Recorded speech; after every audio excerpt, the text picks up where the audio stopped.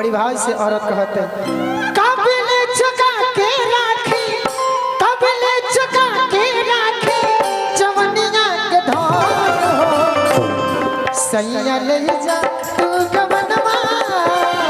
नहीं है लागत नहीं के मान हो सैया ले जा तू गवनवा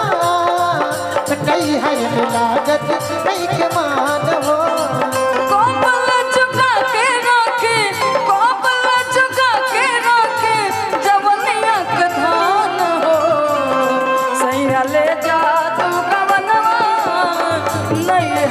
लागत नहीं के मान हो सैया ले जा तू गवनवा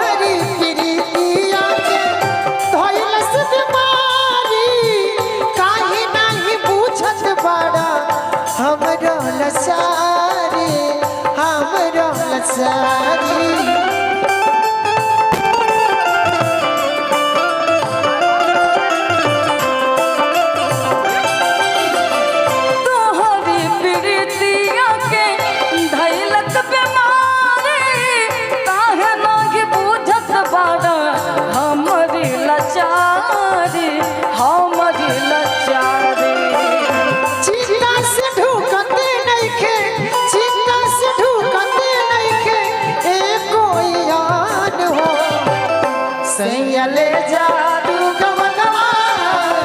नहीं लागत नहीं के मान हो सैया ले जा तू गवनवा नहीं लागत नहीं के मान हो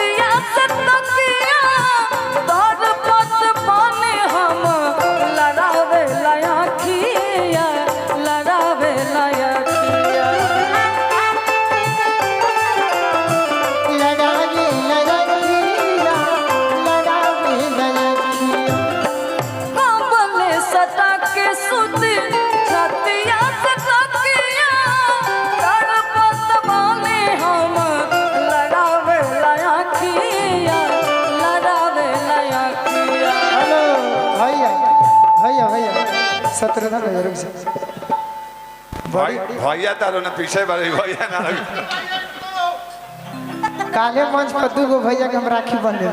के करा के दूगो भैया के बड़ी